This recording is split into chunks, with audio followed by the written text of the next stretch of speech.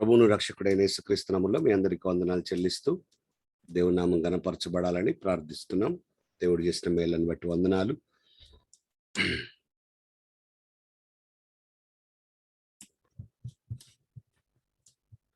మనము సామెతల గ్రంథం 16వ అధ్యాయంలో ఉన్నాం. దేవుడు ఇప్పటికే చాలా విషయాల్లో కృపనిచ్చి చాలా సత్యాలు మనకు నేర్పిస్తూ వచ్చారు. మనం 17 వచనాల వరకు సామెతల గ్రంథం యొక్క ధ్యానంలో మనం ముందుకు వెళ్తున్నాం. ఈరోజు మనము 18వ వచనాన్ని ధ్యానం చేద్దాం. చాలా మందికి క్రైస్తవ ప్రపంచంలో చాలా మందికి పరిచయం ఉన్న వచనం.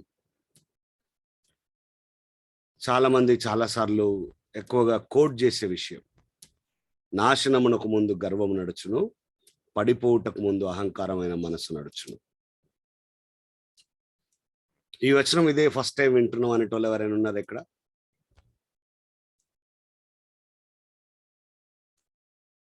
నేను ఇంతవరకు ఎప్పుడు వినలే, ఎంత బాగుంది వచనం అనేవాళ్ళు ఎవరైనా ఉన్నారా? నాకు తెలిసి ఉండరండి. నాకు తెలిసి ఎవరు ఉండరు అలాగా.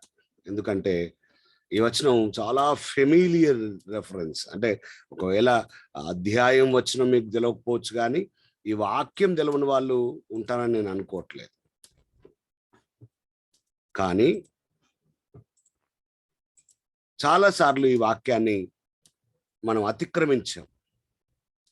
ఈ వాక్యం చాలా స్పష్టంగా నువ్వు గర్వపడకూడదు, దేన్ని బట్టి నువ్వు అతిశయించకూడదు, దేన్ని బట్టి గర్వపడకూడదని చెప్పినా గర్వపడుతూ అది నాశనానికి వెళ్ళేటట్లుగా ప్రయత్నిస్తూ ప్రవర్తిస్తున్నాం. ఏ గర్వం మంచిది కాదండి. కుల గర్వం, మత గర్వం, ప్రాంత గర్వం, ఏమండి చాలా గర్వాలు ఉన్నాయి లోకంలో, మీకు కూడా తెలుసు అనుకుంటా. సౌందర్య గర్వం, బలగం యొక్క గర్వం, బల గర్వం. ఇక కొంతమంది నాకేం తక్కువ 2 కొడుకులు ఉన్నారని కూడా గర్వం. ఇలా చాలా గర్వాలు ఉన్నాయి. అయితే దేన్ని బట్టైనా దేవునికి మహిమ, దేన్ని బట్టి కూడా గర్వం ఉండడానికి వీల్లేదు. ఇదంతా ఒక కోణం అయితే, ఆత్మీయ గర్వం ఇంకా పెద్ద పాపం. చెప్తారా మీరు ఆత్మీయ గర్వం అంటే ఏంటో?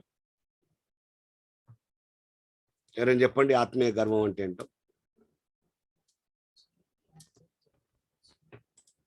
చెప్పాలి. నేనే ప్రార్థన చేస్తా, నాకే ప్రార్థన వచ్చు.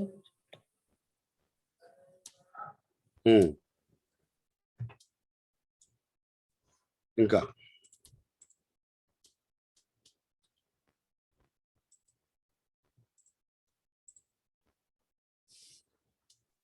చెప్పండి అమ్మా, ఇంకా చెప్పండి.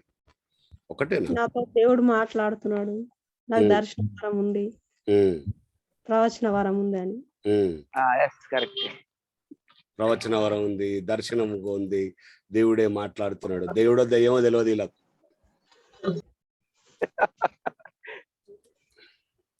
కదా? ఇంకా ఇంకా చెప్పండి.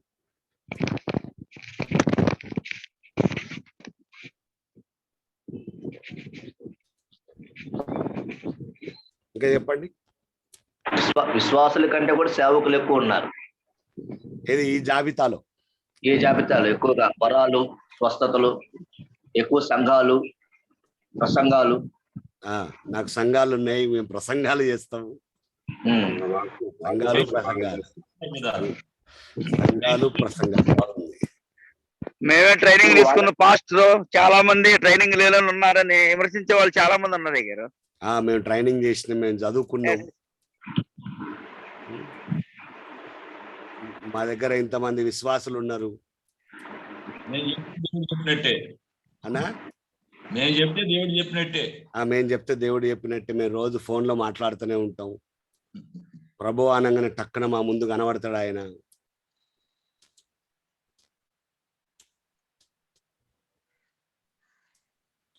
దేవుని బిడ్డలు దేన్ని బట్టి గర్వించాల్సిన వాళ్ళు కాదు. ఎందుకు అంటే మనం ఏం నమ్ముతున్నాం అంటే మేము ఏమై ఉన్నామో అది దేవుని కృప వల్లనే అయి ఉన్నామని నమ్ముతున్నాం. నీకు మంచి తలాంతులు ఉండొచ్చు, దేవునికి స్తోత్రం, మంచి పాటలు పాడతావు, ఎక్సలెంట్, మంచి వాయిద్యాలు వాయిస్తావు, దేవునికి స్తోత్రం, మంచి ప్రసంగం చేసి ఉండొచ్చు, చక్కటి ప్రసంగం చేయగలిగిన శక్తి ఉండొచ్చు నీ దగ్గర, ప్రజలను ఆకట్టుకుంటుండొచ్చు నువ్వు, అది దేవుడిదే. ఆత్మీయంగా నీకు ఏదున్నది దేవుడిచ్చింది, అది దేవునిదే, దేవుని కృపాదానమే. నువ్వు గర్వపడడానికి లేదు. చాలా మందిని చూసాము. కొంతమంది వాళ్ళ గర్వాన్ని బయటికి ఎక్స్ప్రెస్ చేయకుండా లోపలికి, అన్న అసలు సూపర్ అన్న, అసలు మీరు భలే మాట్లాడతారన్న, అసలు మీరు తురుమన్న, అసలు అనగానే లోపల బయటికి ఉంటది కానీ దాన్ని అనుసుకొని నాదేముంది బ్రదర్ అంత దేవుడే, మనదేముంది బ్రదర్ అంత దేవుందే అంటారు అని, లోపల మాత్రం నేను కాకుంటే వర్రబాబు అని అనుకుంటాడు. దేవుడు హృదయాలను కూడా చూస్తాడు. ఎక్కువగా ఆత్మీయంగా గర్వపడ్డానికి గల కారణం ప్రజలు పురికొల్పుతున్నారు నేను గర్వంలోకి. జాగ్రత్త. అందుకే నిన్ను మెచ్చుకునేటోళ్ళ కంటే నిన్ను విమర్శించేటోళ్ళు నీతో ఉండడం నీకు మంచిది అంట. నేను ఒక సేవకుడికి మంచి విమర్శకులు ఉండాలి.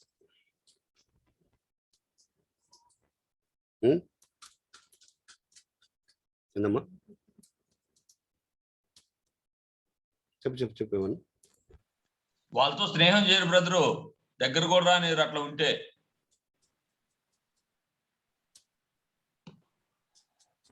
అందుకే నేనేమంటా అంటే, పాస్టమ్ ఏం చేస్తుంది నాకు అర్థం కాదు. పాస్టమ్ డ్యూటీ ఏంది?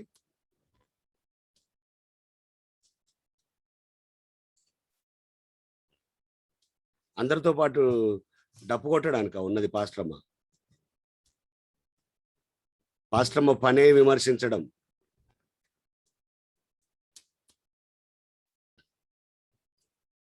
బయట వాళ్ళు చెప్తే అంగీకరించరేమో, పాస్టమ్మ చెప్పనియండి. క్రిటిక్స్ ఎక్కడ ఉండాలి తెలుసా? మన సొంతంగా మన చుట్టూ ఉండాలి. విమర్శించే వాళ్ళు ఉండాలి.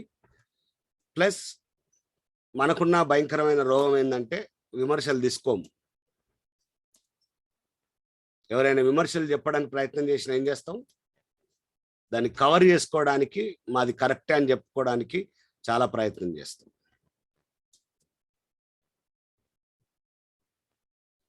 బైబిల్ చాలా అద్భుతమైన మాట చెప్తుంది. నువ్వు బాగా గర్వపడుతున్నావు అంటే నాశనం దగ్గర పడ్డదని అర్థం. నాశనమునకు ముందు గర్వము నడుచును, పడిపోవుటకు ముందు అహంకార మనసు నడుచును. అందుకే నేను బాగా మెచ్చుకునేటోళ్ళు, నిన్ను బాగా గొప్ప చేసేటోళ్ళు, నేను బాగా పైకెక్కించేటోళ్ళ దగ్గర నువ్వు ఉండకపోవడం మంచిది. అభినందించడం వేరు, అప్రిషియేట్ చేయడం వేరు, అది మంచిదే. కానీ అది ఆ కోణం దాటి ఎదుటి వారిలో గర్వం వచ్చేటట్టుగా మాట్లాడడం వేరు. చాలా మంది సేవకుల దగ్గర నేను చూసినాను, భజన బ్యాచ్ ఉంటుంది, భజన బ్యాచ్. వీళ్ళు భజన చేస్తూ ఉంటారు. ఈ బ్యాచ్లతోటి జాగ్రత్త, ఆ బ్యాచ్లలో మీరు ఉండకండి. It's okay.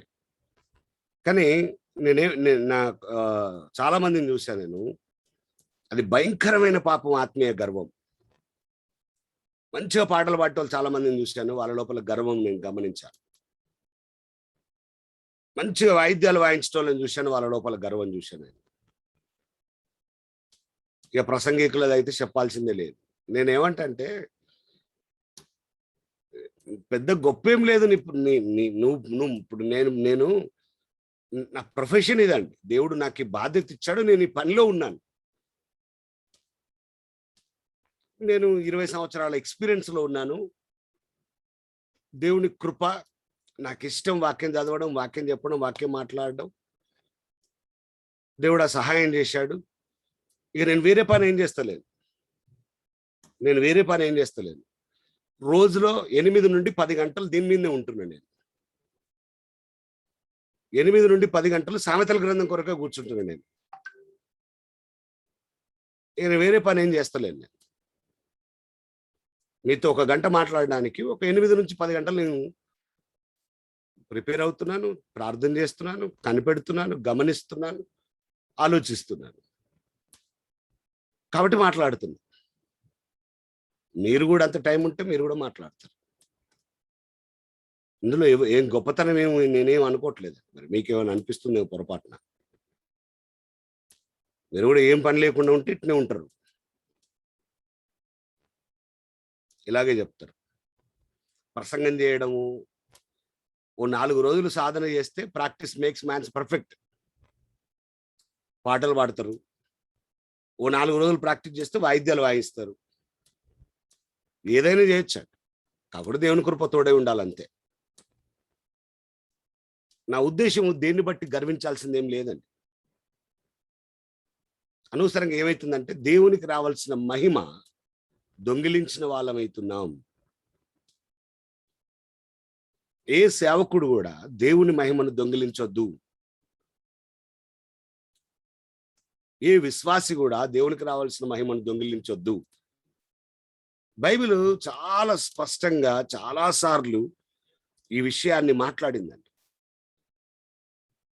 కాబట్టి నేను ఒక మాట ఏమంటా అంటే, నేను ప్రార్థన చేసిన కాబట్టి బాగా అయింది, నేను ప్రార్థన చేసిన కాబట్టి వాళ్ళ జీవితాలు బాగైనాయి, మా చర్చికి వచ్చారు కాబట్టి, మా ఇంటి వచ్చారు కాబట్టి. నువ్వు కాదురా అబ్బాయి, నువ్వు కాదు, దేవుడు. దేవుడు కృప చూపుకుంటే నేనేమంటే, స్వస్థత వరాలు ఉన్నాయండి. దేవుడు ఖచ్చితంగా స్వస్థత పరుస్తాడు, ఇప్పటికి కూడా పనిచేస్తాయి. కాబట్టే నేను మీ ముందున్నాను. నేను స్వస్థపరచబడే యేసుక్రీస్తు నమ్ముకున్నాను. కానీ ఒక మాట చెప్పనా, నేను దేవుడు అందరినీ స్వస్థపరుస్తాడా? వరాలు ఉన్న వాళ్ళందరినీ దేవుడు స్వస్థపరుస్తుండా?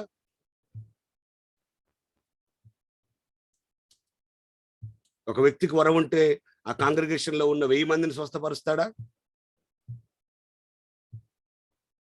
ఒకవేళ ఆయన ద్వారానే స్వస్థత జరిగితే అందరికి ఎందుకు స్వస్థత జరగట్లేదు? ఆయన నిజంగానే ప్రవక్త అయితే, అంటే ఆయన లోపల అది ఉంటే, దేవుడు కాకుండా ఆయన లోపల ఆ ప్రవచించే శక్తి ఉంటే అందరి కోసం ఎందుకు ప్రవచిస్తలేడు?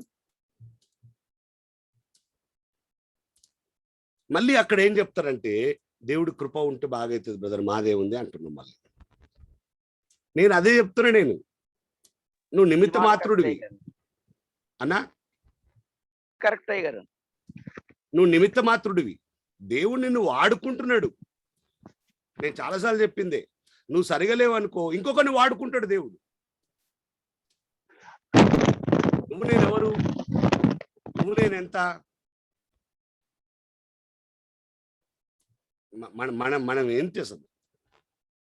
నువ్వు వాడలేదనుకో పాడేటోళ్ళు లేరా? నువ్వు కొట్టలేదనుకో కొట్టేటోళ్ళు లేరా? 20 సంవత్సరాల నుంచి పరిచర్లో సేవలో నేను ఒక మాట చెప్పనండి, నేను లేకుంటే ఆరాధన నడవదు అని అనుకున్న వాళ్ళు కూడా ఉన్నారు మా దగ్గర. కానీ వాళ్ళు లేకున్నా ఆరాధన నడుస్తుంది. ఎవరు రాకున్నా నేను పాడతాండి. దేవుడు కావాల్సింది పాటగాలు కాదు, హృదయంలో నుండి స్తుతించటోళ్ళు కావాలి. ఏముందా కాకుండా శృతులు లయలు కలవేమో, అవి అవసరమా? నేను ప్రారంభంలో వాడుతుంటే మా బావరే నీ దండం పెడతాడు, నువ్వు వాడకు రానేటోడు. ఇబ్బంది ఏం లేదు, నేర్చుకున్నాం, పాడుతున్నాం. ఏమవుతుందండి? మ్యూజిక్ లేదు. ఈ రెండు చేతులు ఇచ్చిన మ్యూజిక్ కంటే పెద్ద మ్యూజిక్ అని ఉంటుందా? దేవుని పని ఎవ్వరు లేకున్నా ఆగదు. నువ్వు లేకున్నా ఇంకొకరిని పెట్టి చేపిస్తాడు ఆయన. మనుషుల ద్వారానే చేస్తాడు, పరలోకం నుండి దేవుడు చేయడు, నువ్వు కాకుండా ఇంకొకరిని వాడుకుంటాడు. ధన్యత ఏంటంటే నువ్వు వాడబడ్డావు. నువ్వు అక్కడ నిలబడి వాడబడడం అనేది నీ ధన్యత. బెంజమిన్ అనుకునేటోని దేవుడు వాడుకుంటుంది చూసాడా, అది దేవుడిచ్చిన ధన్యత. బెంజమిన్ గొప్పతనం కాదు. కాబట్టి ఆత్మీయ గర్వం అస్సలు ఉండనీయకండి. నేను బాగా ప్రార్థన చేస్తా, నేను బాగా వాక్యం చదువుతా, నాకు బాగా వాక్యం గుర్తుకుంటుంది, నేను బాగా పాటలు పాడుతా, అట్లాంటివి ఏమైనా మీ లోపల ఉంటే తీసేసుకోండి. ఇంకొక పెద్ద గర్వం చెప్పనా, నేను బాగా ఆత్మీయుణ్ణి, నేను బాగా ఆత్మీయురాల్ని, నేను జాగ్రత్తగా ఉంటా అనే గర్వం కూడా వద్దు.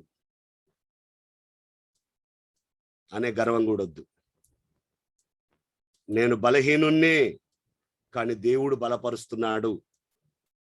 నేను పాపినే, దేవుడు నన్ను నీతిమంతుణ్ణి చేశాడు. నీ ఒరిజినాలిటీ మర్చిపోవద్దు. దేవుని గొప్ప చేస్తూనే ఉండాలి, లేకుంటే చాలా కష్టం అండి. చాలా మంది ఇక్కడ పడిపోయారు అని నేను చెప్తున్నానండి. దయచేసి మీరు పడిపోవద్దు అనేది నా బాధ. ఎందుకు అంటే ఈ గర్వము నాశనాన్ని తీసుకొస్తుంది. విద్యా గర్వం చాలా మందికి వచ్చింది. చాలా మందికి విద్యా గర్వం కూడా ఉందండి. నేను బాగా చదువుతాను, బాగా చదివాను, ఆ గర్వం ఓవర్ కాన్ఫిడెంట్ అయ్యి ఫెయిల్ అయిన వాళ్ళు ఉన్నారు. బాగా చదువుతారనే గర్వం కూడా చెడగొడుతుంది. నాకు అన్ని తెలుసు అనే గర్వం కూడా వద్దండి. ఏ గర్వం వద్దు మీకు. దేవుని బిడ్డలు గర్వపడవలసింది లేదు. మనందరం చనిపోయి తిరిగి లేచాం. మనం కాదు, క్రీస్తే మన యందు ఉన్నాడు. కాబట్టి మీకు ఆస్తుందా, దేవునికి స్తోత్రం. మీకు అంతస్తుందా, దేవునికి స్తోత్రం. మీకు పిల్లలు ఉన్నారు, దేవునికి స్తోత్రం. మీకు వెల్ సెటిల్డ్ మైండ్ ఉంది, దేవునికి స్తోత్రం. వెల్త్ ఉంది, డబ్బు ఉంది, దేవునికి స్తోత్రం. మీకు తలాంతులు ఉన్నాయి, దేవునికి స్తోత్రం. మీరు చేసే వ్యాపారం సక్సెస్ అవుతుంది, దేవునికి స్తోత్రం. మీ ఉద్యోగంలో మీరు తురుం, దేవునికి స్తోత్రం. మీ పరిచర్య చాలా గొప్పది, దేవునికి స్తోత్రం. మీరు ప్రసంగిస్తే పేదల కంటే ఎక్కువ మంది మారుతారు, దేవునికి స్తోత్రం. గర్వపడాల్సింది కాదు. ఎంత గర్వపడతామో అంత నాశనాన్ని తెచ్చుకున్నట్టు.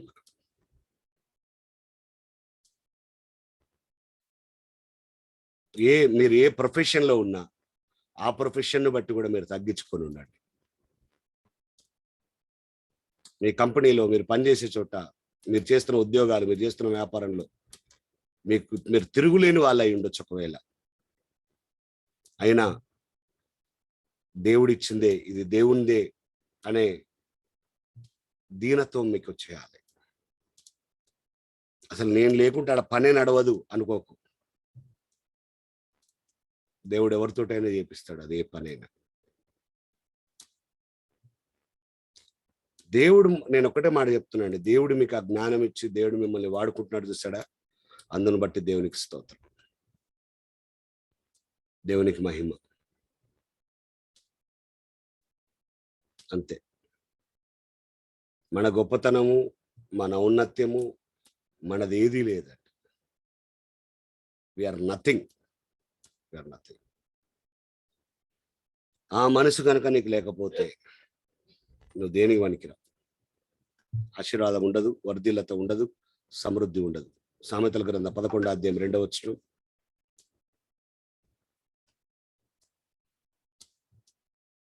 అహంకారం వెంబడి అవమానం వచ్చును అని రాయబడ్డది అక్కడ. వినయం గల వారి యొక్క జ్ఞానం ఉన్నది. దేన్ని బట్టే అహంకారం కలిగి ఉన్నవా, దాని వెనకాల ఏమొస్తుంది? సరే, ఇంకొక సింపుల్ ఆలోచన. గర్వం అంటే ఏంటి, అహంకారం అంటే ఏంటి?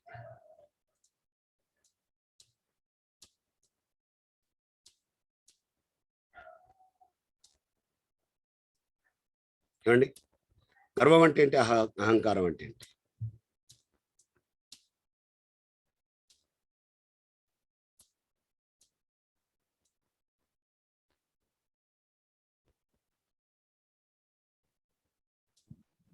నేను నా అనేది అహం అన్న. ఉమ్, నేను నా అనే దాని నుంచి వచ్చేది గర్వం. ఉమ్. రెండు ఒకే కేటగిరీ. ఇట్లా సింపుల్ గా చెప్పొచ్చు. లోపల ఉండేది గర్వం, బయటకు కనబడేది అహంకారం.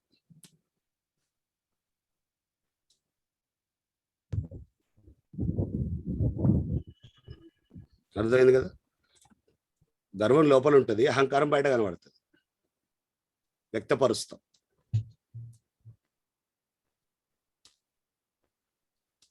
అహంకారం ఖచ్చితంగా అవమానాన్ని తీసుకొచ్చి పెడుతుంది. సామెతల గ్రంథంలో 17వ అధ్యాయంలో కూడా చూస్తాం అన్నమాట. చాలాసార్లు సొలొమోన్ దాని గురించి మాట్లాడాడు, మీకు గుర్తుకుందో లేదో. ఎందుకు అని అంటే ఆయన ఆల్రెడీ ఆ ఫేజ్ గుండా వెళ్ళాడు.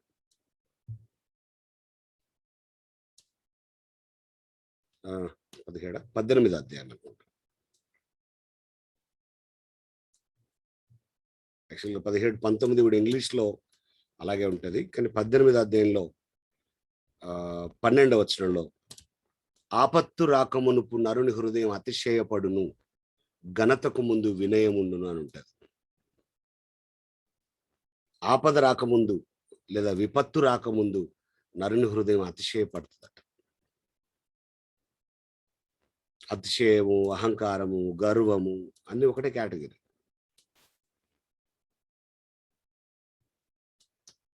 దేవునికి స్తోత్రం అండి. ఒకప్పుడున్న స్థితి నుంచి దేవుడు నేను విడిపించాడు, ఒకప్పుడున్న స్థితి నుంచి దేవుడు నేను మార్చాడు,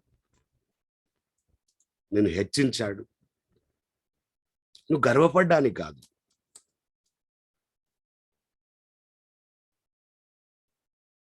నేను దేవుని గొప్ప చేయడానికి చాలా ఘనంగా ఒక మాట చెప్తాను. ఇదే హైదరాబాద్లో ఆటో నడిపి సేవ చేసిన నేను. ఆటో నడిపాను నేను.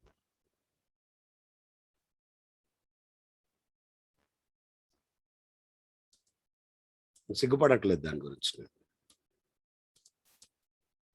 ఫైనాన్స్ కట్టకపోతే ఆటో లాక్కొని పోతే మనకి ఏ పని రాదు కాబట్టి ఒక ఆయన 1-2 రోజులు మేస్త్రి పని కింద పార పనికి రమ్మంటే కూడా పోయినాను. ఒక ఆయన ఎలక్ట్రీషియన్ ఐడియా ఉంది నాకు కాబట్టి ఎలక్ట్రీషియన్ హెల్పర్గా వస్తావా అంటే ఒక అపార్ట్మెంట్లో ఎలక్ట్రికల్ పని చేయడానికి పోయినా నేను సేవ చేస్తున్నప్పుడు.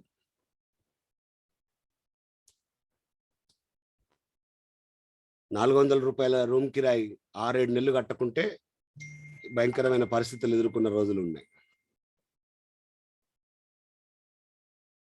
ఈరోజు అన్ని సమకూర్చబడ్డాయి. ఈరోజు దేవుడు దీవించాడు. ఈరోజు ఇన్నోవాలా తిరుగుతున్నాం. ఈరోజు ఏం లేదండి, దేవుని కృప అది అంతే. మనకేం లేదా. కింద ఉండి పైన సరే విమానం గాలి మోటార్ అనుకున్నాం. విసిగిపోయే అన్నిసార్లు తిరిగిన విమానాల్లో నేను, దేశ విదేశాలు. దేవుని కృప అంతే, అది దేవుని కృప అంతే. ప్రతిసారి చెప్పడమే, ప్రభా ఏమున్నది. అందుకని నేను అప్పట్లో ఒక పాట రాసుకున్నాను. ఎందుకు స్వామి నాపై ఈ ప్రేమ, ఎందుకు స్వామి నాపై ఈ ప్రేమ, నీ చిత్తం నెరవేర్చుటకా, నీతోనే జీవించుటకా. నా మీద ఎందుకు నీ ప్రేమ? నేను ఒక్కటే మాట చెప్పగలుచుకున్నాను ప్రియుల, గర్వము నాశనాన్ని తీసుకొచ్చి పెడతాను. సింపుల్ ఎగ్జాంపుల్, గొలియాతు గర్వపడ్డాడు, అవునా? శత్రువే, ఫిలిస్తీయుడే, భయంకరమైన గర్వం అండి. సమూయేలు మొదటి గ్రంథం 17వ అధ్యాయంలో చూస్తే వాని గర్వానికి అంటూ ఆర్భాటం లేదు. 8-11 వచనాల్లో రెచ్చిపోయి మాట్లాడతాడు సార్. నాకు ఈ వచనం నాశనం ముందు గర్వం నడుస్తుంది అని అని వచ్చిన చదివినప్పుడల్లా నా మైండ్లోకి ఫస్ట్ వచ్చే వ్యక్తి గొలియాతే అండి. చాలా భయంకరం. ఆయన ఎట్లా మాట్లాడాలనో అట్లా మాట్లాడతాడు, ఛాలెంజ్లు చేస్తాడు. అక్కడ ఏమని రాయబడి ఉంటుందంటే వాడు మాట్లాడే మాటలకు 11వ వచనంలో ఇజ్రాయేలీలు అందరూ భయపడ్డారు అని రాయబడి ఉంటుంది. అందరూ భయపడ్డారు అని రాయబడి ఉంటుంది. ఏమైంది అంత గర్వపడి? సరైనోడు వచ్చాడు. దేవుడు చూడండి, బాగా గర్వపడ్డోన్ని వాని మెడలు ఉంచడానికి వాని లాంటి సమవుజ్యం తీసుకురాలేదండి. మీరు అర్థం చేసుకోవాలి ఈ సత్యాన్ని, ఈ మర్మాన్ని. వాస్తవానికి దేవుడు ఎవరిని తీసుకురావాలి? ఆయన రేంజ్ వ్యక్తిని తీసుకొచ్చి గెలవాలి కదా. అట్లయితే వాని గర్వం అనగదు. అందుకే ఓ పిల్లగాన్ని పట్టుకొని వచ్చిండు. ఓ మామూలు చిన్నోడిని కుర్రోని పట్టుకొని వచ్చిండండి దేవుడు. అసలు ఎంత విలువ దక్క తెలుసా? రేయ్, నువ్వు కర్ర పట్టుకొని వస్తున్నావు ఎదురా నా మీదకి, నేను కుక్కను అనుకున్నావా అని ఫీల్ అయ్యిండు. అంటే ఓడిపోతే కనీసం నాలాంటి నా సమబుద్ధితోటైనా ఓడిపోతారా బాబు అనే మనస్తత్వం గొలియాతుది. గర్వపడే వారికి అవమానం ఎలాగుంటుంది తెలుసా అండి? అస్సలు అస్సలు అస్సలు ఏమాత్రము నీకు సాటిగా లేని వాని ముందు నువ్వు ఓడిపోతావు. గర్వం అంత నష్టాన్ని తీసుకొచ్చి పెడతాడు. దేవుడు రంగంలోకి దావీదుని దింపాడు. చాలా విచిత్రం. దావీదు హైట్ కానీ, దావీదు పర్సనాలిటీ కానీ, దావీదు ఏది పనికిరాదు. గర్వపడొద్దు. నీకంటే చాలా చిన్న వాళ్ళ చేతిలో నీ పతనం ఖాయం. గర్వపడొద్దు. సాతాను తీసుకొచ్చి పెడుతుంది. సాతానుడు చూడు వాళ్ళకంటే వీళ్ళకంటే నీకెంత ఉంది. మళ్ళీ మళ్ళీ ఒక మాటని మళ్ళీ మళ్ళీ చెప్తున్నాను ఈరోజు మీకు అర్థం కావడానికి. నీదంటూ ఏది లేదు, అది దేవుడిది. నీ మనసులో నుంచి తీసేయండి.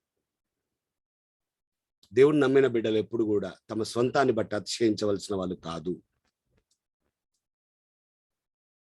దినవృత్తాంతంలో 2వ గ్రంథం 26వ అధ్యాయం 16వ వచనం నుండి 2 Chronicles 26 from 16. అయితే అతడు స్థిరపడిన తర్వాత అతడు మనసున గర్వించి చెడిపోయాను. ఉజ్జియా గురించి రాశాడు. చూడండి, స్థిరపడ్డాక మనసులో గర్వించి చెడిపోయాడు. ఈ మధ్యలో నేను చాలాసార్లు చెప్తూనే వచ్చాను మీకు. మనసులో గర్వం కూడా మంచిది కాదు. అందుకే అన్నాను, బయటికి అందరూ గర్వపడరు, మనసులో మాత్రం గర్వం ఉంటుంది. అన్నా నువ్వు సూపర్ అన్నా, నువ్వు అదన్నా, నువ్వు ఇదన్నంటే మనదేముంది బ్రదర్, పర్వాలేదు అంత దేవుడే అంటాడు. కానీ లోపల ఏం దేవుడు ఉంటే మనం లేకుండా అయిందా అని లోపల అనుకుంటాడు. మనసులో ఏమనుకుంటున్నావు నువ్వు? ఈరోజు నువ్వు ఎంత అందంగా ఉన్నావో తెలుసా అంటే, ఏం లేదులే అందం ఏముందిలే అంటాడు. కానీ లోపల నేను అందం కాకుంటే నువ్వు అందమైన దానివా, నువ్వు సూర్యకాంత్ అనువా అనుకుంటున్నావు అన్నట్టు.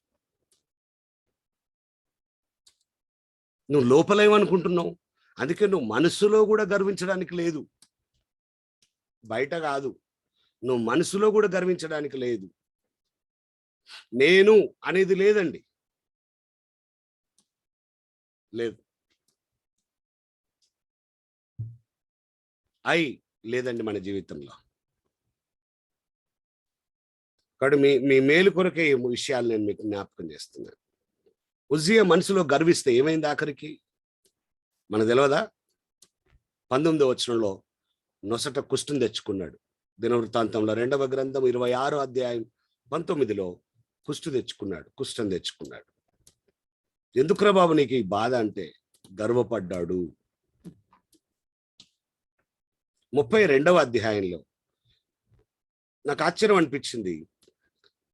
మళ్ళీ ఇంకొక సంఘటన, మనకు మళ్ళీ ఇంకొక వ్యక్తి కనబడతాడు ఇక్కడ. ఆయన పేరు హిజ్కియా. హిజ్కియా కొరకు కూడా 25వ వచనం నుండి సేమ్ రాయబడ్డదండి. ఈసారి కూడా మనసున గర్వించి 24లో ఆ దినములలో హిజ్కియా రోగి అయి మరణ దశలో ఉండెను. అతడు యెహోవాకు మొరపెట్టగా ఆయన అతని చిత్తంను తెలియపరిచి అతనికి సూచన ఒకటి దయచేశాను. అయితే హిజ్కియా మనసున గర్వించి, సేమ్ మిస్టేక్. హిజ్కియా మనసున గర్వించి తనకు చేయబడిన మేలుకు తగినట్లు ప్రవర్తింపనందున అతని మీదికిని యూదా యెరూషలేము వారి మీదికిని కోపం రాగా, ఎప్పుడైతే దేవుని కోపం వచ్చింది, దేవుని ఉగ్రత వచ్చిందని తెలిసిందో 26వ వచనంలో హిజ్కియా హృదయ గర్వం విడిచి అని రాయబడి ఉంటుంది. మళ్ళా రెండు రెండు రెండు కోణాలు, రెండు పేసులు రాయబడ్డాయి. గర్వించి, గర్వం విడిచి. గర్వించినప్పుడు దేవుని ఉగ్రత వచ్చింది ఆయన మీదకి, దేవుని కోపం వచ్చింది ఆయన మీదకి. గర్వం విడిచినప్పుడు, వారు తగ్గించుకున్నప్పుడు యెహోవా కోపం జండ్ల మీదకి రాలేదు అని ఉంటది. అక్కడ రాలేదు. కాబట్టి గర్వం దేవుని కోపానికి, గర్వం వలన దేవుని కోపం మీదకి రావడానికి దోహదపడుతుంది. అందుకే యాకోబు పత్రిక 4:6లో, పేతురు మొదటి పత్రిక 5:5లో దీనులను దేవుడు హెచ్చిస్తాడు, తగ్గించుకునే వాళ్ళను దేవుడు హెచ్చిస్తాడు. ఏమండి, తను తాను తగ్గించుకున్నవాడు హెచ్చించబడతాడు అని చెప్పిన దేవుడు మన దేవుడు. కాబట్టి నువ్వు దేన్ని బట్టి అయినా గర్విస్తే అది నాశనానికే. దేన్ని బట్టి అయినా నువ్వు నేను దేన్ని బట్టి అయినా అహంకారం చూపిస్తే అది పడిపోయే ముందు జరిగే సూచన. అహంకారం ఎక్కువైంది అనుకో, మనం ప్రవచించవచ్చండి వాళ్ళ జీవితాల్లో, వీడు తప్పకుండా పడిపోతాడని. ఎవడైనా గర్వం చూపిస్తుంది అనుకోండి, ప్రవచించవచ్చండి నాశనం దగ్గర పడ్డదని. చరిత్రలో చూడండి, మీ చరిత్రలో చూడండి, చాలా మంది గర్వపడ్డోళ్ళు, చాలా మంది అహంకారంగా ఉన్నోళ్ళు, అతిశయించిన వాళ్ళు పురుగులు వాడి చచ్చిపోయారండి, దిక్కు లేకుండా అయిపోయారండి. ఏమీ లేని దిగజారిన స్థితిని నేను చూశానండి. మన కాలంలో కూడా చాలా మంది మీరు కూడా చూసుంటారు. గర్వం ఎక్కువ రోజులేం పనిచేయదండి. వాళ్ళ ఉద్యోగాలు పోవడము, వ్యాపారాలు నష్టపోవడము, వాళ్ళ పదవులు పోవడము జరిగిందండి. దిగారు. నువ్వు దిగకపోతే దేవుడు దింపుతాడు. దేవుడు దింపకముందే నువ్వు దిగడం మంచిది. అహంకారులను ఆయన ఎదురిస్తాడు. ఆయన ఎదిరిస్తే ఎవడు నీకు సహాయం చేయలేడు. ఏమండి, ఇక్కడ తగ్గించుకోవడం, దీనత్వం, ఇవన్నీ మనం నేర్చుకోవాలి. దేన్ని బట్టి అతిశయించవలసిన వాళ్ళం కాదు. ఎస్తేరు గ్రంథంలో 3వ అధ్యాయం 5వ వచనంలో ఒక మాట చాలా అద్భుతంగా ఉంటుందండి. మొర్దెకై వంగకయు నమస్కరింపకయు నుండుట హామాను చూచినప్పుడు బహుగా కోపగించి. ఇది గర్వం కాదండి, అపవాది ముందు ఆయన ప్రవర్తించిన విధానం. గర్వంతో మొర్దెకై వంగలేదా? గర్వంతో మొర్దెకై లోబడలేదా? కాదండి. కాబట్టి గర్వం ఏంటి, వాక్యానుసారంగా దైవ చిత్తానుసారంగా ఉండే విధానం ఏంటి మనకు అర్థం కావాలండి.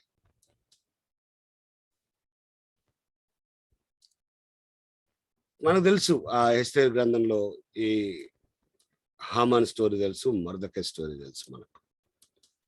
జస్ట్ ఆ ఒక్క వచనం ఎందుకు చూపిస్తున్నానంటే, మనం లొంగొచ్చు కదండి, వంగొచ్చు కదండి అంటే, అలా వంగితే అపవాది దగ్గర, సాతాన్ దగ్గర అదేం తగ్గింపు కాదండి. కాబట్టి ఈ వివేచన మనకు కావాలి. అందరి దగ్గర అన్న లొంగి ఉండమన్నాడు, అందరి దగ్గర అది నేను చెప్పట్లేదండి. తగ్గించుకొని ఉండండి, కానీ అందరి దగ్గర లొంగి ఉండాల్సిన అవసరం లేదు. మీరు వ్యక్తిగతంగా దీన మనసు అనే వస్త్రం ధరించుకోమని పేతురు మొదటి పత్రిక 5:5లో 6లో చెప్పిన మాటలు మీరు నేర్చుకోండి. ఏమండి, కాబట్టి మీరు కొన్ని మాటలు రాసుకోండి, స్టడీ చేయండి, ఇది మీకు చాలా ప్రయోజనకరంగా ఉంటుందండి. సరేనా? సామెతలు 29:23లో రాసుకోండి. ఇర్మియా 49:16,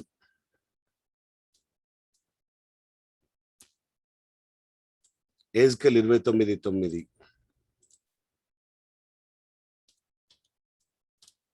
ఉపాధ్యాయ గ్రంథం 1వ అధ్యాయం 3-4 వచనాలు,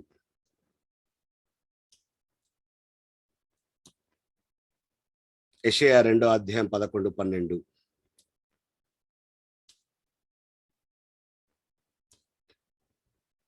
యెషయా గ్రంథం 37వ అధ్యాయం 10-13 మరియు 38వ వచనం,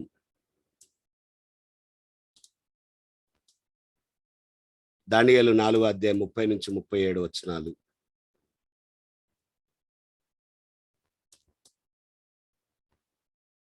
రోమా 11:20,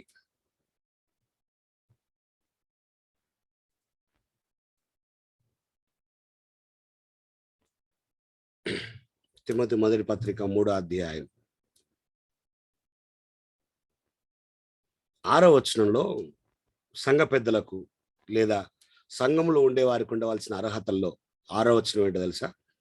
అతడు గర్వాంధుడై అపవాదికి కలిగిన శిక్షావిధికి లోబడకుండానట్లు కొత్తగా చేరిన వాడై ఉండకూడదు అని ఉంటుంది. చాలా మంది సంఘ పెద్దలుగా ఉన్నప్పుడు ఈ లక్షణాలు ఖచ్చితంగా నేర్చుకోవాలి. మొదటి తిమోతి 3వ అధ్యాయంలో ఉన్న లక్షణాలు. నేనేమంటా అంటే కేవలం ఇది సంఘ పెద్దలే కాదండి, సంఘంలో ఉండవలసిన వాళ్ళకు కూడా ఈ అర్హతలు ఉండాల్సిందే. సంఘ పెద్ద గర్వాంధుడై ఉండకూడదు, అపవాదికి కలిగిన శిక్షావిధికి లోబడుకున్నట్టు అతడు కొత్తగా చేరిన వాడై ఉండకూడదు.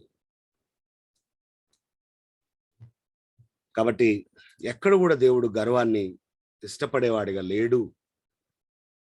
అది మీకు అర్థం కావాలి. 19వ వచనం అండి.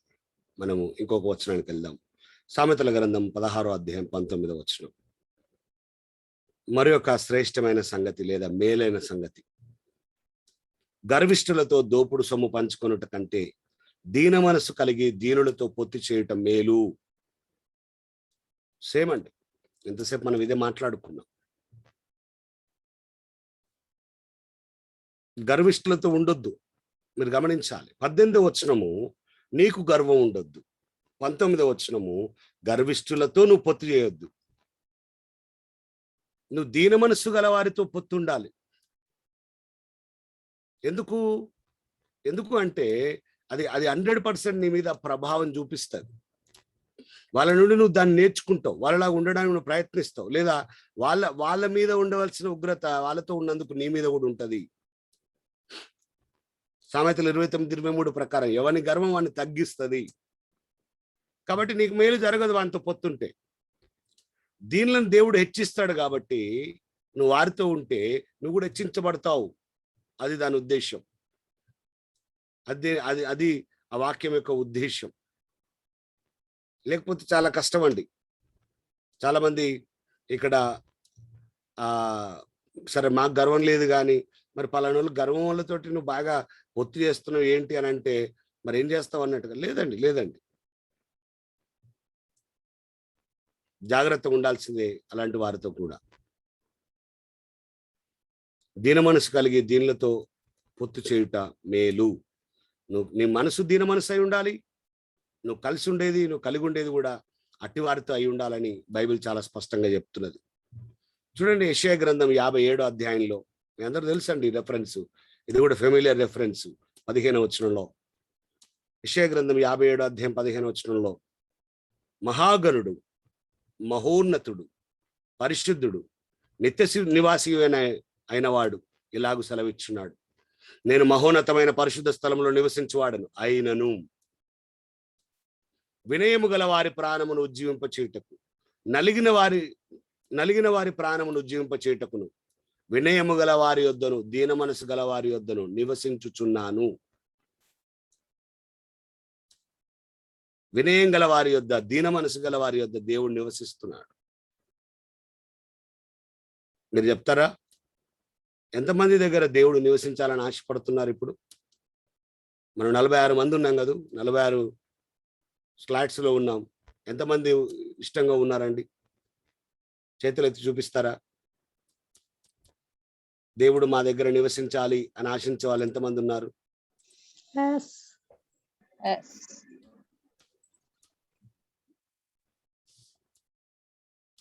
మరి ఎవరి దగ్గర నివసిస్తానని దేవుడు చెప్పినాడు?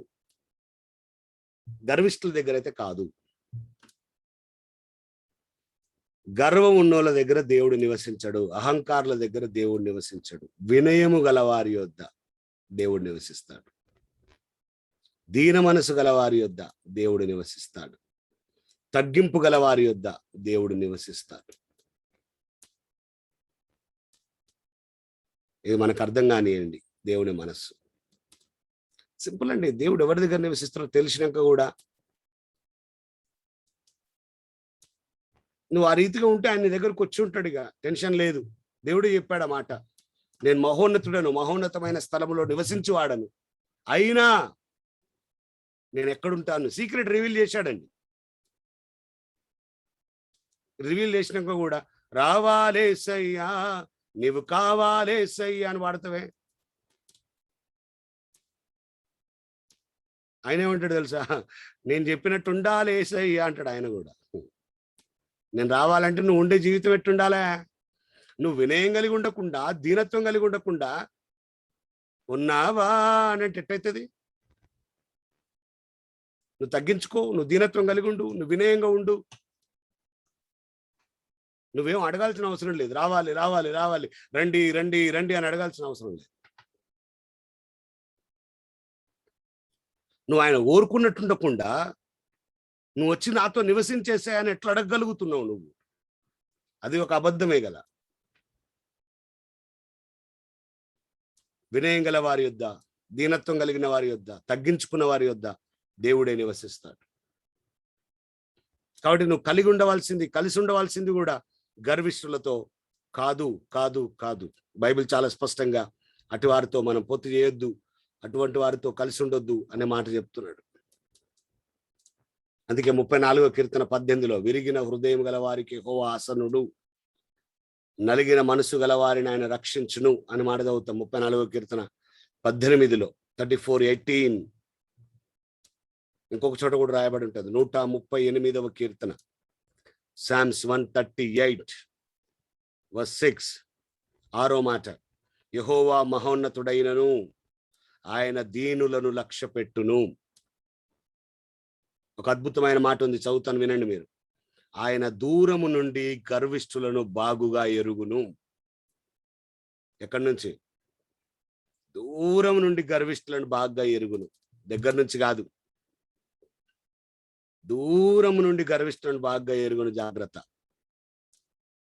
నువ్వెంతో దూరంగా ఉన్నప్పుడే దేవుడు నిన్ను చూడంగానే వీడు గర్వపొడుస్తున్నాడు అంటాడంట. గర్విష్ఠులను ఆయన ఎరుగును, గర్వాత్ములను ఆయన ఎరుగును. అందుకే ఆయన కొండ మీద మాట్లాడిన ప్రసంగంలో మత్తయి సువార్త 5వ అధ్యాయం 3వ వచనంలో ఏమన్నాడో మీకు ఎవరికైనా తెలుసా? ఆత్మ విషయమై దీనులైన వారు ధన్యులు. మిగిలింది మీరు ఎవరైనా చెప్తారా? పరలోక రాజ్యం వారిది. పరలోక రాజ్యం వారిది. దీనులు దీనులు దీనులు దీనులు దీనులు దీనులు. దేవుడు దీనులను ఇష్టపడుతున్నాడు. దేవుడు వినయాత్మలను ఇష్టపడుతున్నాడు. దేవుడు తగ్గించుకునే వాళ్ళని ఇష్టపడుతున్నాడు. దేన్ని బట్టి అతిశయించే వాళ్ళను కాదు. అందుకే లూకాసు వార్త 1వ అధ్యాయంలో ఎలిజబెత్ పరిశుద్ధాత్మతో నిండినదై పాడిన పాట, అద్భుతమైన పాట అండి. తర్వాత మీరు చదవండి ఆ పాట. కీర్తన 51వ వచనం నుంచి ఏమంటదంటే, ఆయన తన బాహువుతో పరాక్రమము చూపెను, వారి హృదయముల ఆలోచన విషయమై గర్విష్ఠులను చెదరగొట్టెను, సింహాసనముల నుండి బలవంతులను పడద్రోసి దీనులను ఎక్కించెను. ఎంత అద్భుతమైన మాట అది. బలవంతులు, గర్విష్ఠులు ఒకనాడు దిగాల్సిందే. అందుకే తను తాను తగ్గించుకున్నవాడు హెచ్చించబడతాడు, హెచ్చించుకున్నవాడు తగ్గించబడతాడు. లూకా సువార్త 18వ అధ్యాయం 13, 14 వచనాల్లో ఆ మాట రాయబడ్డది. లూకా సువార్త 18, 13, 14లో ఆ తగ్గింపు, ఆ దీనత్వం మనం ప్రాక్టీస్ చేయాలి. చేయండి.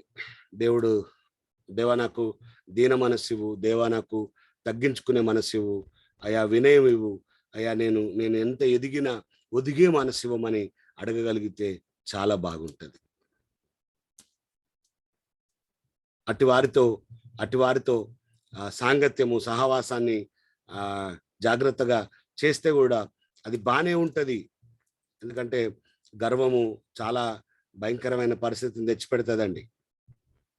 దయచేసి అది మీకు అర్థం కావాలి. దేవుడు ఏమాత్రం ఇష్టపడని వ్యక్తులుగా గర్వాత్ములు ఉన్నారు అనే మాట నేను మీకు చాలాసార్లు జ్ఞాపకం చేస్తున్నాను. అందుకే అంటాను, మనుషులే వ్యతిరేకిస్తే దేవుడు కాపాడుతాడు, దేవుడు ఎదురిస్తే ఎవరు కాపాడుతారు? అందుకే యేసయ్య ఒక మంచి ఉన్నతమైన విషయాన్ని చెప్పాడు. మత్తయి సువార్త 20వ అధ్యాయంలో మనం చదువుతాం. జబదయి కుమారుల తల్లి వచ్చి తన కుమారులకు ఇటుపక్క అటుపక్క సింహాసనం కావాలని అడిగింది, గుర్తుకుందా? అమ్మ నేను తాగేది మీరు తాగుతారా అంటే సడన్ గా ఆమె ఇచ్చిన సమాధానం భిన్నంగా ఉంది. అయినా కూడా అది నా చేతిలో లేదని ప్రభు పంపించేశాడు. జరిగిన తర్వాత యేసు ఒక చక్కటి మాట చెప్పాడండి. మత్తయి సువార్త 20వ అధ్యాయంలో 26, 27, 28 వచనాల్లో మనం ఆ సంఘటన, యేసు ప్రభుల వారు చెప్పిన సంఘటన మనం చూడొచ్చు.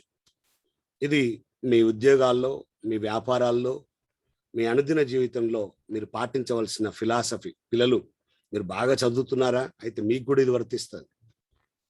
మీలో అలా ఉండకూడదు. మీలో ఎవడు గొప్పవాడై ఉండు గోరునో వాడు మీకు పరిచారకుడై ఉండాలి. గొప్పవాడు ఏమై ఉండాలి? పరిచారకుడై ఉండాలి. లెక్క భిన్నంగా ఉంది చూడండి. లోకంలో గొప్పవాడు పరిచారకుడై ఉంటాడా? ఉండడు. వాడు గొప్పవాడిగా సింహాసనం మీద ఉంటాడు. కానీ దేవుడు అన్నాడు, మీలో గొప్పవాడు పరిచారకుడై ఉండాలి. ఒకటి. రెండవది, మీలో ఎవడు ముఖ్యుడై ఉండగోరునో వాడు మీ దాసుడై ఉండాలి. ముఖ్యుడేమై ఉండాలి? దాసుడై ఉండాలి. గొప్పవాడేమై ఉండాలి? పరిచారకుడై ఉండాలి. ముఖ్యుడిగా ఉండేవాడేమై ఉండాలి? దాసుడై ఉండాలి. దాసుడై ఉండాలి అని ఆయన ఏమని చెప్పాడంటే, మనుష్య కుమారుడు పరిచారం చేయించుకుంటకు రాలేదు గాని పరిచారం చేయుటకును అనేకులకు ప్రతిగా విమోచన క్రయధనముగా తన ప్రాణమిచ్చుటకు వచ్చానని చెప్పాను. మీరు పరిచారకులుగా ఉండాలి, మీరు దాసులుగా ఉండాలని చెప్పిన ఈయనే తన ప్రాణం పెట్టడానికి వచ్చానని చెప్పాడు. అంటే అవసరమైతే ప్రాణం పెట్టాలి. ఒక గొప్పవాడిగా ఉండాలంటే నువ్వు ప్రాణం పెట్టి అంత తగ్గించుకోవాలి. పరిచారకుడుగా ఉండాలి, దాసుడుగా ఉండాలి. నీ కులం పెద్దదైతే, నీ మతం పెద్దదైతే ఎవరికి గొప్ప? ఎవరికి గొప్ప? తగ్గించుకోవాల్సిందే. పరిచారకుడిగా, దాసుడుగా నువ్వు మారిపోవాల్సిందే. అందుకే నేను ఎప్పుడు ఈ విషయాలు మాట్లాడినా సేవకులు కూడా ఉన్నారు కాబట్టి, దేవుని సేవ చేసే ప్రియులు కూడా ఉన్నారు కాబట్టి నేను మీకు జ్ఞాపకం చేస్తున్నాను. దీనికి ఒక ఉన్నతమైన మాదిరి పౌలే. కొరింథీయులకు రాసిన మొదటి పత్రిక 15వ అధ్యాయము 9వ వచనంలో పౌలు జీవితంలో 3 సంఘటనలు చాలా ప్రాముఖ్యం. కొరింథీయులకు రాసిన మొదటి పత్రిక 15వ అధ్యాయం 9వ వచనంలో పౌలు మొత్తం 68 సంవత్సరాలు బ్రతికాడు. 68 years. 68 సంవత్సరాలు బ్రతికిన పౌల్లో 3 సంఘటనలు.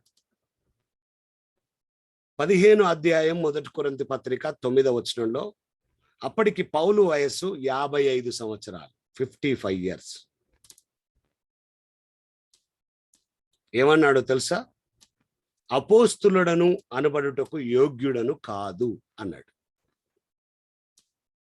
అప్పటికి ఆయన యేసు ప్రభువుని నమ్ముకొని సేవ చేయబట్టి 25 సంవత్సరాలు దాటింది. ఆయన 26, 27 సంవత్సరంలో పట్టబడ్డాడు. కొంతమంది ఇంకా ముందే అంటారు. అంత ఎక్స్పీరియన్స్ ఉన్నోడు ఏమన్నాడో తెలుసునా? నేను అపోస్తులుడను అనిపించుకున్నటకు యోగ్యుడను కాను అన్నాడు. ఎఫెసీ పత్రిక 3వ అధ్యాయం 8 నుండి 11 వచనంలో 2వ భాగంలో, ఎఫెసీ పత్రిక 3వ అధ్యాయం 8 నుంచి 11 వచనంలో, అప్పటికి పౌలు వయసు 60 సంవత్సరాలు, 60. ఏమన్నాడంటే పరిశుద్ధులందరిలో అత్యల్పుడను అన్నాడు. ఏమనాలండి? నేను చాలా పరిశుద్ధుని అనాలి కదా. ఈరోడు అంటే విమర్శిస్తున్నానని మీరు అనుకోకండి. ఖచ్చితంగా నేను విమర్శిస్తున్నాను. ప్రతి ఒక్కడికి అపోస్తులను పెట్టుకోవడం అలవాటుగా మారిపోయింది.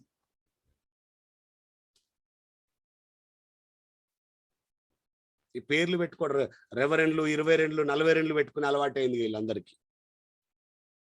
డాక్టర్లు, బిషప్లు. అది బైబిల్ ఎక్కడ ఒప్పుకోదండి.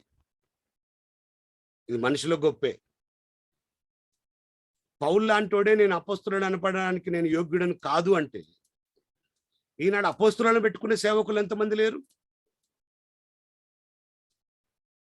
పౌలు లాంటోడే పరిశుద్ధులందరిలో నేను అత్యల్పుడను అంటే, మనమే పరిశుద్ధులుగా అన్నట్టుగా చెప్పుకోవట్లే. ఇంకొక ఫేస్, తిమోతికి రాసిన మొదటి పత్రిక 1వ అధ్యాయం 15వ వచనంలో 3వ భాగం, 1 తిమోతి 1వ అధ్యాయం 15వ వచనంలో, పౌలు వయసు 65 సంవత్సరాలు అప్పటికి. ఇంకొక పత్రికతో అయిపోయింది ఆయన లైఫ్. ఏమన్నాడో తెలుసా? పాపులలో నేను ప్రధానుడను అన్నాడు ఆయన. వయసు పెరుగుతుంటే ఆయనలో దీనత్వం తగ్గుతుందా పెరుగుతుందా? తగ్గిపోతుంది. ఇంకెక్కువ దీనుడిగా మారిపోతున్నాడు ఆయన. అపోస్తులు అనడానికి నేను యోగ్యుడని కాదన్నాడు. పరిశుద్ధులందరిలో నేను అల్పుడని అన్నాడు, అత్యల్పుడని అన్నాడు. అసలు నేను పాపులలో ప్రధానుడు అన్నాడు డైరెక్ట్గా. ఇక ఆయన ఇంకెక్కువగా దీనత్వాన్ని తెచ్చుకుంటున్నాడు. మన వయసు పెరుగుతా ఉంటే ఏం పెరుగుతుంది? మనకు అనుభవం పెరుగుతా ఉంటే ఏం పెరుగుతుంది? శాదస్తం పెరుగుతుంది, గర్వం పెరుగుతుంది. అందుకే నేను చాలాసార్లు చెప్తాను, నాకు ఇష్టమైన స్లోగన్, దేవునికి కావాల్సింది నీ సీనియారిటీ కాదు, నీ సిన్సియారిటీ. చెప్పండి మీ పక్కోళ్ళకి ఆ మాట. దేవునికి కావాల్సింది నీ సీనియారిటీ కాదు, నీ సిన్సియారిటీ. నీ సీనియారిటీ తోటి కేసీఆర్, జగన్మోహన్ పింఛన్ ఇస్తాడు, దేవుడు ఏమి ఇయ్యాడు. అర్థమైందా? దేవుడికి సిన్సియారిటీ కావాలి, తగ్గింపు కావాలి, దీనత్వం కావాలి, లోబడే మనసు కావాలి. కాబట్టి దేవుడు మిమ్మల్ని హెచ్చించని, మీరు తగ్గించుకునే ఉండండి. దేవుడు మిమ్మల్ని గొప్ప చేయని, మీరు తగ్గించుకునే ఉండనియండి. దేవుడు మిమ్మల్ని పైకెత్తని, మీరు తగ్గించుకునే ఉండండి. అది మీకు ఆశీర్వాదం, అది మీకు దీవెన, అది మీకు వర్ధిల్లత కూడా. లేకపోతే కష్టం.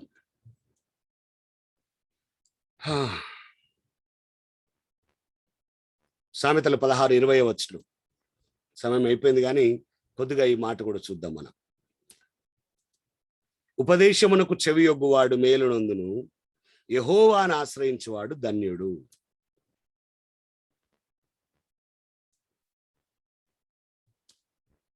చాలా మంది ఉపదేశాన్ని, అంటే ఉపదేశం అంటే మళ్ళీ అదేదో స్పెషల్ అయిపోయింది నాడు. దేవుని వాక్యం అంత ఉపదేశమే అండి. దేవుని వాక్యం అంత ఉపదేశంగానే ఉంది. దానికి లోబడడం, దానికి విధేయించువాడు మేలు పొందుతాడని రాయబడ్డది. అలాంటి వానికి మేలు కలుగుతుందని రాయబడ్డది. చాలా మంది సోకాల్డ్ కొంతమంది సేవకులు ఏం చేశారంటే, నీకు ఉపదేశం ఉందా, నేను ఉపదేశం చెప్తున్నాను తెలుసా.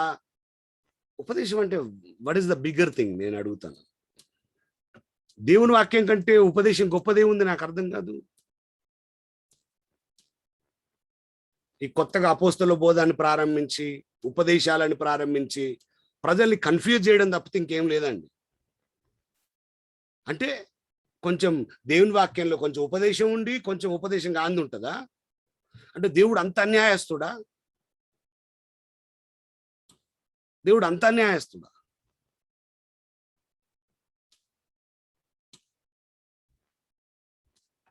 ప్లేన్ అండ్ క్రిస్టల్ క్లియర్ మాటలన్నీ బైబిల్లో రాయబడ్డాయండి.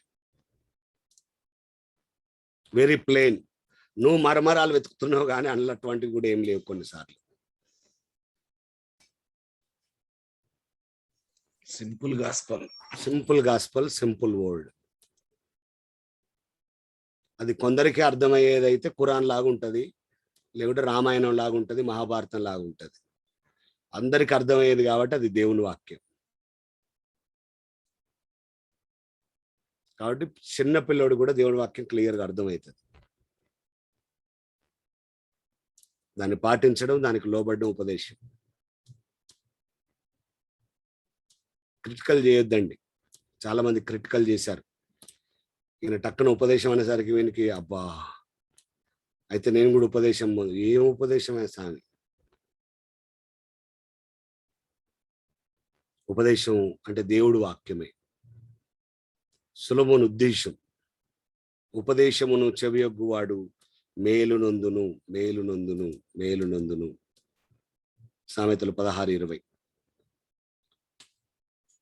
మీరు ఒకవేళ ఈ సేమ్ రెఫరెన్స్ ఇంగ్లీష్లో కనుక చూస్తే అక్కడ మీకు అర్థమవుతుంది అసలు ఉపదేశం అంటే విషయం ఏంటి. He who pays attention to the word of God will find good and blessed, happy and prosperous, to be admired is he who trusts confidently in the Lord. He who pays attention to the word of God. సమస్య ఏందో చెప్పనండి. Telugu Bible తర్జమా చేసిన వారు బ్రాహ్మణులు. అది గ్రాంధికం. మళ్ళీ అది తెలుగు బ్రాహ్మణులు కూడా కాదు, తమిళ్ బ్రాహ్మణ్స్ చేశారు. అప్పుడు ఉమ్మడిగా ఉండే చెన్నై, ఆంధ్రప్రదేశ్ అంతా కలిపి ఆ ట్రాన్స్లేషన్లో తర్జుమాలో ఈ ఈ ఉపదేశం అనే పదం బైబిల్ పదం కాదండి. ఈ ఉపదేశం అనే పదం వేదం యొక్క పదం. 4 వేదాలను ఉపనిషత్తుల పదాలు. ఏమండి, వానికి ఉపనయనం జరిగేటప్పుడు అంటే ఒక వ్యక్తికి ప్రాముఖ్యంగా జంజం వేసుకునే వ్యక్తికి, బ్రాహ్మణునికి ఉపనయనం కొరకు వానికి జంజం వేసినప్పుడు, గాయత్రి వేసినప్పుడు వాని చెవులో వాని గురువు ఉపదేశం చేస్తాడు. ఉపనయన ఉపదేశం కొరకు ఉపదేశం చేస్తాడు. ఇక అక్కడి నుంచి వాడు పెళ్ళిళ్ళు చేయడాలు అటువంటివన్నీ చేయడానికి చేసేది. ఆ పదం వాళ్ళకి ఎక్కువ అలవాటు కాబట్టి వాళ్ళు ఈ బైబిల్లో కూడా ఉపదేశం అని పెట్టారు. ఇక దాన్ని పట్టుకున్నారండి మనోళ్ళు.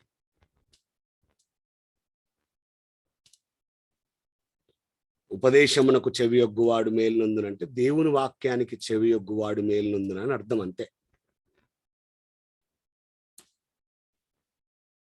అంటే ఏంటి? దేశం ఉపదేశం అంటే ఏంటి? దానికి పెద్ద మీనింగ్స్ అటువంటి ఏం లేవండి. వాళ్ళేమి నమ్ముతారంటే ఆ ఉపదేశం బయట చెప్తే వాడు చచ్చిపోతాడని బ్రాహ్మణులు నమ్ముతారు. ఆ ఉపదేశం ఏం చేస్తారో కూడా మాకు తెలుసు, ఏం చెప్తారో కూడా మాకు తెలుసు. నేనేం చెప్పాలని ఇష్టపడుతున్నాను మీకంటే, దేవుని వాక్యాన్ని చెవియొగ్గువాడు మేలునందును. చాలా క్లియర్, చాలా సింపుల్. ఇది నువ్వు మేలు పొందుకోవాలి అంటే ఏం చేయాలి? బైబిల్ చాలా విషయాలు చెప్తుంది. అయితే ఇక్కడ చెప్పే మాట ఉపదేశమును లోబడడం, దేవుని వాక్యానికి లోబడడం, అంతే. సామెతల గ్రంథం 3వ అధ్యాయంలో 3 నుండి 5 వచనాల్లో దేవుని జ్ఞానం గురించి, వాక్యం గురించి, వాక్యం మీద ఆధారపడే అనుభవం గురించి చెప్పిన మాటలు అక్కడ మనం చదవచ్చండి. కాబట్టి ఇది క్రిటికల్ చేశారు చాలా మంది. దయచేసి మీరు క్రిటికల్ గా చూడొద్దు. దేవుని వాక్యమే ఉపదేశం అనే మాట మనం ఎంత మాత్రం మర్చిపోకుండా ఉంటే మీరు మంచిది.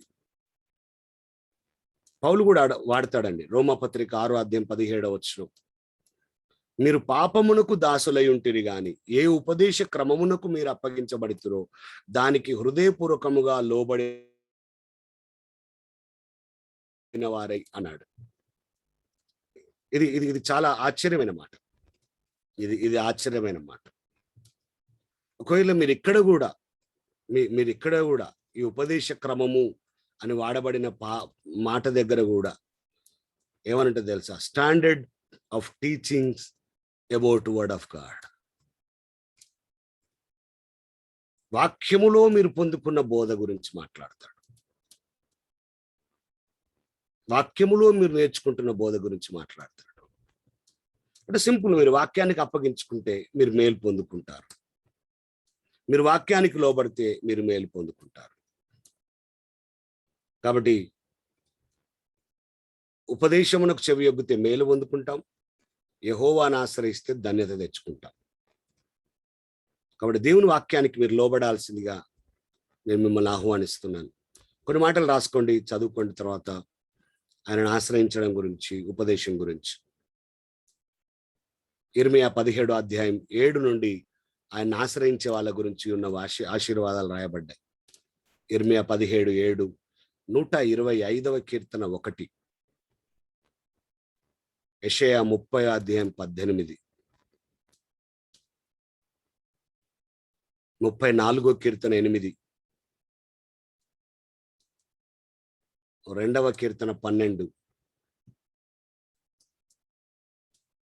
మళ్ళీ ఉపదేశం అనగానే సామెతలు 8, 35, 36 కూడా మనం చూడొచ్చు. అంటే వాక్యమే. సామెతలు 13, 15, సామెతలు 17, 2,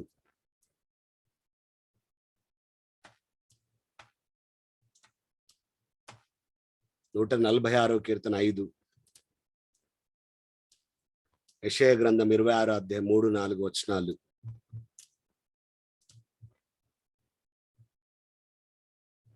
ఇవన్నీ మీరు చదవండి. దేవుడు తప్పకుండా మీకు ఆలోచన, అవగాహన, జ్ఞానం ఇస్తాడు.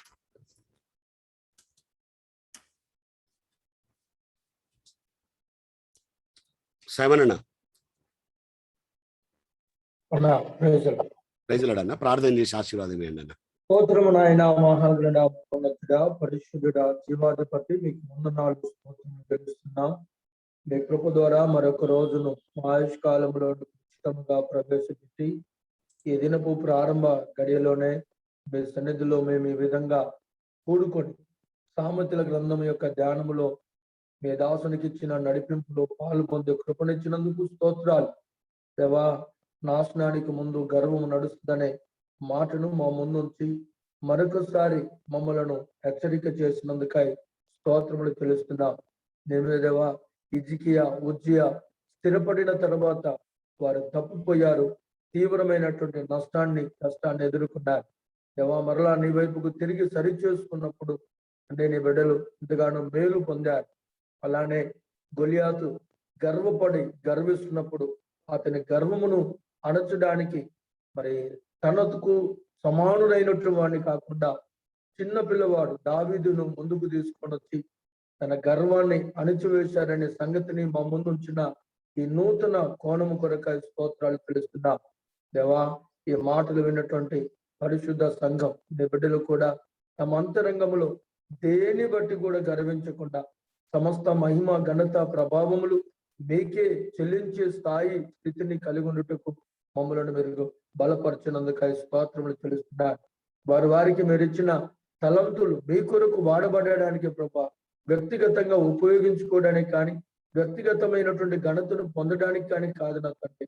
నిష్ప్రయోజనమైన దాసులు మేము చేయవలసినంతే మేము చేశాం, ఇంకా చేయవలసినది చాలా ఉన్నది అని మీ సన్నిధికి వినయముతో అప్పగించుకొని బ్రతికే మంచి నడిపింపును ఈ లేఖనాల ద్వారా మరొకసారి మా ముందుంచినందుకై కృతజ్ఞతా స్తోత్రాలు చెల్లిస్తూ విత్తబడినటువంటి లేఖన సత్యాలు మా అందరి హృదయాలలో ఆత్మీయ మేలు కొరకై ఫలభరితంగా మార్చగలరని ఈ సావాసమును ఈ కోరికలను ముందున్న కాలంలో కూడా మీరు గొప్ప చేసి దీవించమని మీ దాసుని ఇంకా బలపరచమని లేఖనాలను విశదీకరించి బోధించడం కావలసిన వనరులను వసతులను సమయాన్ని ధారాళముగా మీరు దయచేయమని ఈ రోజంతటికి ఒక్కొక్కరికి మీ కృప మీ కాపుదల భద్రత నుంచండి తండ్రి. ప్రైవేటు ఉద్యోగంలో కొనసాగబోతున్న బిడ్డలకును తండ్రి, వ్యాపారంలో కొనసాగబోతున్న బిడ్డలకును జీవనోపాధి కొరకు ప్రయాణం చేయబోతున్న బిడ్డలకును ఈ రోజంతా మీ కృప మీ కాపుదల ఉంచగలరని యేసయ్య నామం పేరిట ప్రార్థించి వేడుకొంచున్నాడు పరమ తండ్రి. ఆమేన్. ఆశీర్వాదం. మన తండ్రి అయిన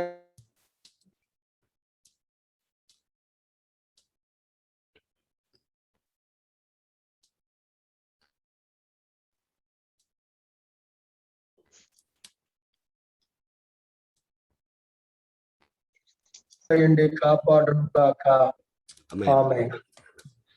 థ్యాంక్ యూ సో మచ్. అన్న ప్రార్థన చేస్తున్నప్పుడు ఒక అద్భుతమైన మాట వాడాడు. నిష్ప్రయోజకులమైన దాసులము. అద్భుతమైన మాట అది. ఎక్కడ ఉంటుంది ఆ మాట? అది లూకాసు వార్త 17వ అధ్యాయం 10వ వచనంలో ఉంటుంది అన్నమాట. ఏం చెప్పాలి అని అంటే, ఆయన ఆజ్ఞాపించినవన్నీ చేసిన తర్వాత మేము నిష్ప్రయోజకులమైన దాసులము, మేము చేయవలసినవే చేసి ఉన్నామని చెప్పాలి. అది మన పని. థ్యాంక్ యూ సో మచ్ అన్న.